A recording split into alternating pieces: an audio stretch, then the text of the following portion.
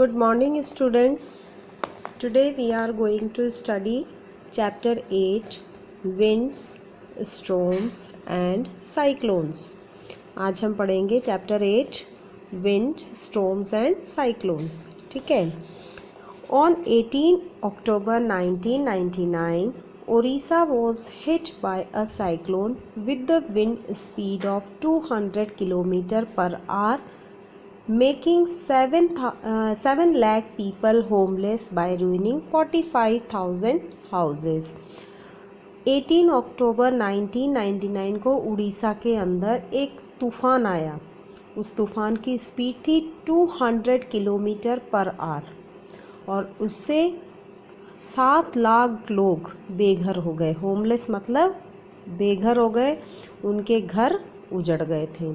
45,000 घर वो इस तूफ़ान के अंदर ख़त्म हो गए थे और 7 लाख लोग होमलेस हो गए थे.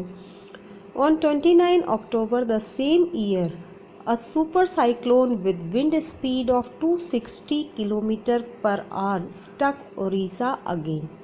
और फिर अगेन 1999 को उसी ईयर में 29 अक्टूबर मतलब 10 दिन के बाद 18 अक्टूबर को आया, फिर 29 अक्टूबर को उससे भी तेज़ एक साइक्लोन आया जिसकी स्पीड थी 260 किलोमीटर पर आवर. ठीक है. The cyclone caused wide spread destruction with at least 10,000 lives lost and property worth crores of rupees was destroyed. और इस तूफ़ान में बहुत ही ज़्यादा तबाही मचाई.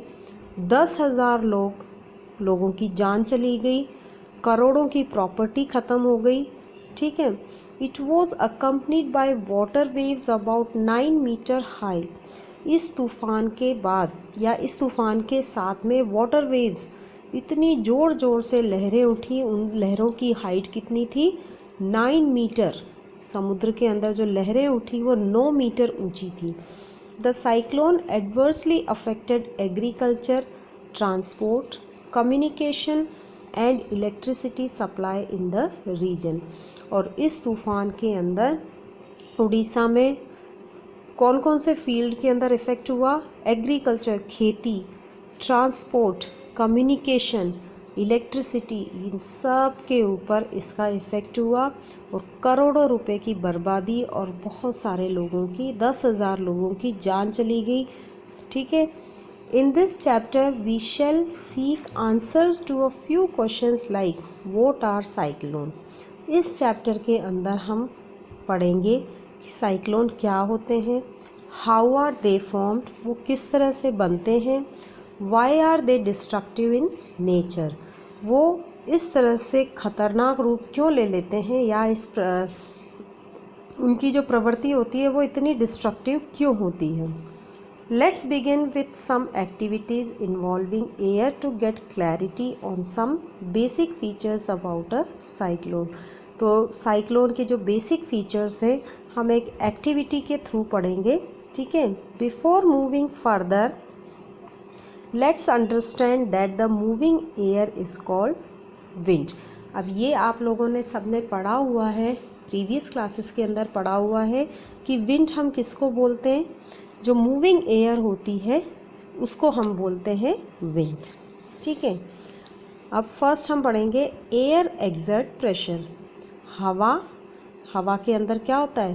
प्रेशर होता है, वो दबाव डालती है. Be careful. अब एक सावधानी आपको बता रखी है, caution. Be careful when ever working involves heating. जब भी आप ऐसी जगह जहाँ काम कर रहे हो जहाँ पर हीटिंग मतलब आग की ज़रूरत होती है वहाँ पर बहुत सावधान रहना चाहिए. It is advise that such activities should be performed under the guidance of teacher और एल्डर्स. जब भी आप ऐसा काम कर रहे हो जहाँ पर हीट की ज़रूरत है तो वहाँ आपको बहुत सावधान रहना होगा और अपने किसी बड़े के साथ में ही ये काम करने की ज़रूरत है. ठीक है. उसके बाद आपको ये एक्टिविटी बताई जा रही है, आप इसको करने की कोशिश नहीं करिएगा और अगर कर रहे हैं तो आपके साथ में कोई बड़ा होना ज़रूरी है. Take a tin can with a lid. आपके पास किसकी ज़रूरत है, एक कैन जिसके अंदर ढक्कन लगा हुआ हो, हाफ फिल्ड विथ वाटर, उसको हम आधा पानी से भर देंगे। Place the can on a candle flame and boil the water. इस कैन को हम इस तरह से एक बर्नर के ऊपर या कैंडल के ऊपर रख के उसको उबालेंगे। तब तक उबालेंगे जब तक पानी उबलने नहीं लग जाता है। Let the water boil for a few minute and blow out the candle. पानी थोड़ी देर तक उबलने देंगे, उसके बाद कैंडल को बुझा देंगे। Put the lid tightly on the can immediately.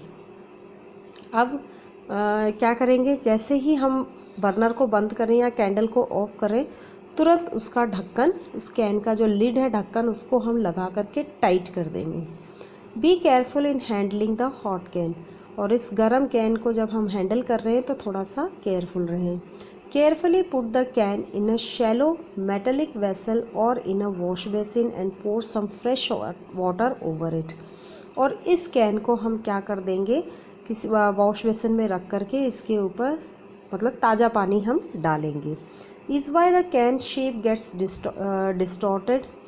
जब हम पानी डालेंगे तो इसकी शेप कैसी हो जाएगी, इस तरह की। ऐसा क्यों हुआ? You can also use a soft plastic bottle. इस मेटल की कैन की जगह आप प्लास्टिक की बोतल भी यूज़ कर सकते हो।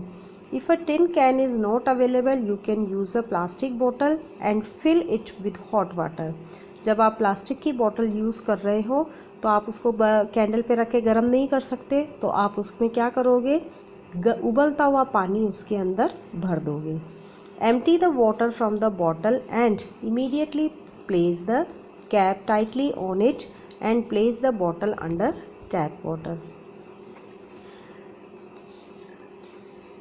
हॉट वाटर भरने के बाद प्लास्टिक की बोतल के अंदर हम जैसे ही उबलता हुआ पानी डालेंगे, डालने के बाद तुरंत क्या करेंगे, उस बॉटल के अंदर से गर्म पानी को डाल करके निकाल देंगे। निकाल करके तुरंत उसकी कैप हम टाइट कर देंगे और उस खाली बॉटल को हम क्या करेंगे, पानी के नीचे रख देंगे, टैप वाटर के नीचे रख देंगे।